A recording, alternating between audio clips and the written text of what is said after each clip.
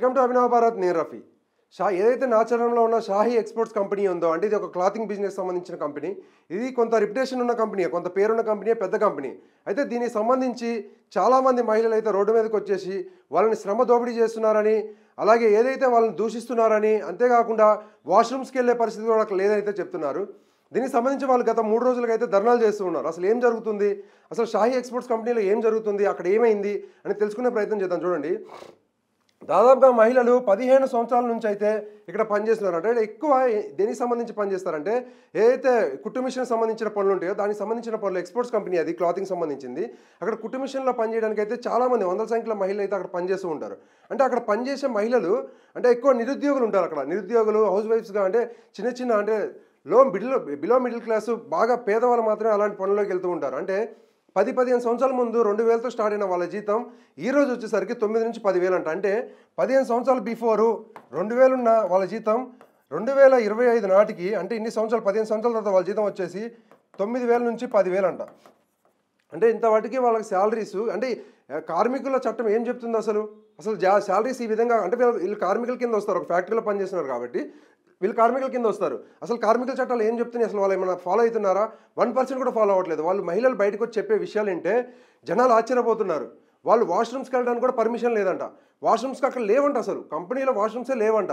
వాష్రూమ్స్కి వెళ్ళాలంటే ఇబ్బంది అంట. వన్స్ లోపలికి ఎంటర్ అయిన తర్వాత బయటికి రావాలంటే బయట ఎవరైనా వాళ్ళకి సంబంధించిన మనుషులు చనిపోతే మాత్రమే వాళ్ళని బయటికి ఎలవ్ చేస్తారంట. అది కూడా వీడియో కాల్ చేసి ప్రూఫ్ చూపిస్తే మాత్రమే వాళ్ళని బయటికి ఎలవ్ చేస్తారంట. అంటే ఎంత దారుణమైన పరిస్థితుల్లో ఉన్నారు అక్కడ మహిళలు.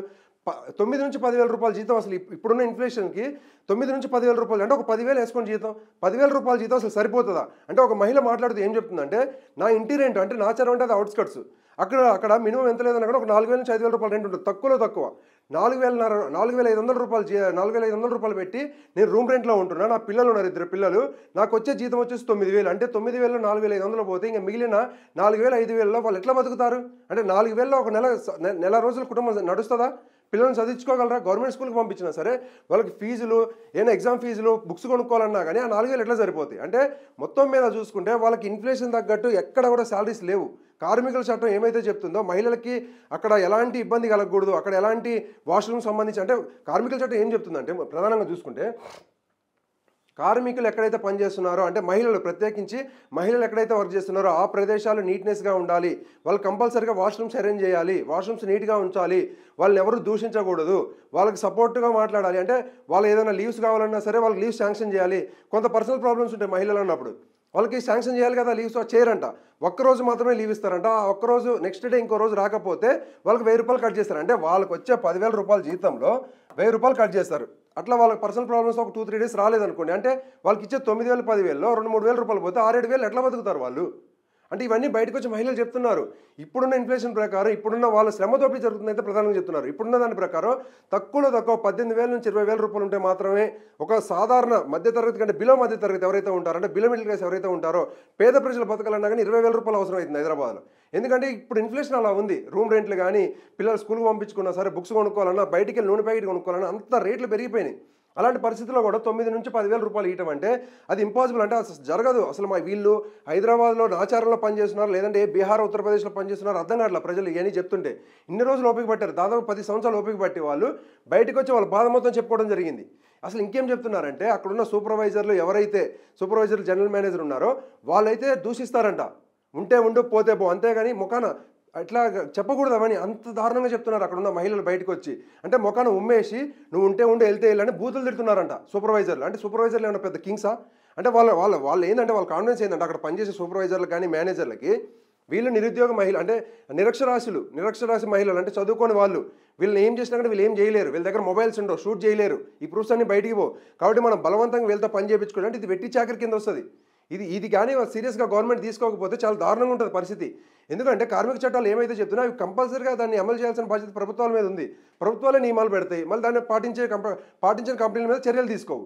ఇక్కడ చూసుకుంటే సూపర్వైజర్లు, జనరల్ మేనేజర్లు ఎవరైతే ఉన్నారో వీళ్ళంట షాహీ ఎక్స్పోర్ట్స్ కంపెనీ ఏదైతే ఉందో వాళ్ళు కొంతవరకు శాలరీస్ రిలీజ్ చేసినా సరే దాంట్లో కటింగ్లు చేసి దాన్ని వాళ్ళు ఉంచుకొని కొంత శాలరీ వీళ్ళకి ఇస్తారంట. ఏదైనా ఒక నిమిషం లేటుకు వస్తే ఆ రోజు శాలరీ కట్ చేస్తారంట. వాళ్ళు చెప్తున్న ఇంకో విషయం, దారుణమైన విషయం ఏంటంటే, వన్స్ కానీ వాళ్ళు లోపలికి వెళ్ళిన తర్వాత కేజీఎఫ్లో ఎలా అయితే బంధించబడతారో వీళ్ళు అలా ఫీల్ అవుతారంట లోపలికి వెళ్ళిన తర్వాత. అంటే పని మాత్రం 8 గంటలు చేపించుకుంటారంట. ఒక్క నిమిషం లేట్ వచ్చినా కానీ కట్ చేస్తారంట. తర్వాత వాష్రూమ్ సరిగా లేవంట, జీతాలు పెంచట్లేదంట. ఇప్పటికీ అంటే 6వ తారీఖు 7వ తారీఖు లోపల వాళ్ళకి శాలరీస్ వస్తాయంట రెగ్యులర్గా. కానీ ఇప్పుడు మాత్రం 10వ తారీఖు వచ్చినా వాళ్ళకి జీతాలు లేవంట, జీతాలు ఆపేసిరంట. బయటకు వచ్చి వీళ్ళు బయట నిరసన చేసుకుంటూ మహిళలు ఎండలో ఎంత దారుణంగా ఎండ కొడుతుందంటే 3 రోజుల నుంచి అంత ఎండలో కూడా బయట కూర్చొని నీళ్ళు తాక్కుంటూ అన్నం తినుకుంటూ అక్కడనే వాళ్ళ రోడ్లపైన బైఠాయించుంటే ఒక్క కంపెనీ ప్రతినిధి కూడా బయటకు వచ్చి వాళ్ళని అడగలేదు ఏం జరిగిందని. అంటే ఇలా జరుగుతుంది అక్కడ ఆ కంపెనీలో. అంటే అక్కడ ఉన్న హైర్ ఆఫీసర్స్ ఎవరైతే ఉంటారో షాయికి సంబంధించిన వాళ్ళ రిప్యుటేషన్ మొత్తం కూడా పోదా? వాళ్ళు ఎందుకు ఆలోచించట్లేదు? అంటే మినిమం 16,000 రూపాయల జీతం కూడా లేకుండా వీళ్ళు ఎట్లా పని చేశారు? నార్మల్గా ఒక ఎగ్జాంపుల్ తీసుకుంటే మనం ఒక ప్యాంట్ షర్ట్ కుట్టించుకోవాలి అనుకుంటే తక్కువ 500 నుంచి 1000 రూపాయలు, అంటే క్లాత్ కాకుండా 500 నుంచి 1000 రూపాయలు తీసుకుంటారు బయట మార్కెట్లో సాధారణ ఏమంటారు టైలర్ దగ్గరికి వెళ్తే. అలాంటిది వీళ్ళు 8 గంటల పని చేస్తున్నారు అంటే ఎన్ని రకాల బట్టలు అంటే దాదాపుగా ఒక 20 నుంచి 30 జతల బట్టలు అయితే వాళ్ళు కుడతారు ఈజీగా, ఎందుకంటే వాళ్ళు ఎక్స్పర్ట్స్ కాబట్టి దాంట్లో. అయితే అంటే అక్కడ వాళ్ళ మీద ఎంత ఇన్కమ్ జనరేట్ అవుతుంది వాళ్ళకి, వాళ్ళు ఏం చేస్తున్నారు ఇంత ఇన్కమ్ జనరేట్ అవుతూ వాళ్ళకి ఇచ్చే శాలరీ మాత్రం రోజుకి 300 రూపాయల శాలరీకి ఈరోజు ఎవరైనా పని చేస్తారా? ఒక గంట సేపు పని చేస్తేనే 300 పే చేయాల్సిన పరిస్థితి ఈరోజు మన హైదరాబాద్లో. అలాంటిది వీళ్ళకి 8 గంటలు పని చేయించుకొని 300 రూపాయలు అయితే రోజుకి జీతం ఇస్తున్నారు వాళ్ళు. అంటే శ్రమ దోపిడీ ఏ విధంగా జరుగుతుంది అనేది ఉదాహరణ. క్లాతింగ్ బిజినెస్ అంటేనే మార్జిన్స్ 100% ఉంటాయి. మార్జిన్స్ 100 రూపాయలకి తయారు చేసిన షర్టు 200 అమ్ముతారు, అది మార్కెట్లోకి వచ్చేసరికి 400 అవుతుంది. అది ఎండ్ ఆఫ్ ద డే ఎవరైతే కస్టమర్ ఉంటాడో కస్టమర్ తీసుకునేసరికి దాన్ని 1000 రూపాయలు 1500 చేస్తారు. అంటే ఇంత బిజినెస్ అవుతున్న ఎక్స్పోర్ట్స్ కంపెనీలో ఎందుకు ఇలా చేస్తున్నారు? ఈ ఎక్స్పోర్ట్స్ కంపెనీలో ఏదైతే జరుగుతున్న అన్యాయం ఉందో దీని మీద ప్రభుత్వం అయితే ఫోకస్ చేయాలి. ఆ కంపెనీ ఏదైతే తీసుకుంటుందో వాళ్ళు రూల్స్ ఫాలో అవుతున్నారో లేదా? ప్రతి దగ్గర ఇదే ప్రాబ్లం. శాలరీస్ ఇయ్యారు, శ్రమ దోపిడీ చేస్తారు, వాళ్ళేం బయటకు వచ్చి చెప్పుకోలేరు, తెగించేసి ఇంకా మా వల్ల కాదు అని చెప్పేసి ఓపిక నశించి వాళ్ళు బయటకు వచ్చి మొత్తం కూడా ధర్నా చేయడం. చూడండి ఎంతమంది మహిళలు వీళ్ళకైతే కార్మిక సంఘాలని సపోర్ట్గా ఉన్నాయి, న్యూస్ ఛానల్స్ కూడా సపోర్ట్ చేస్తున్నాయి. మన అభినవ్ భారత్ కూడా దీని మీద ఫోకస్ చేసింది. ఏ విధంగా వీళ్ళు ధర్నాలు చేస్తున్నారనే విషయాలు మొత్తం కూడా మన అభినవ్ భారత్ ఛానల్ ద్వారా అయితే అందించే ప్రయత్నం చేస్తాం. ఎందుకంటే ఇలాంటి మహిళలకే మనం సపోర్ట్ చేయాల్సింది.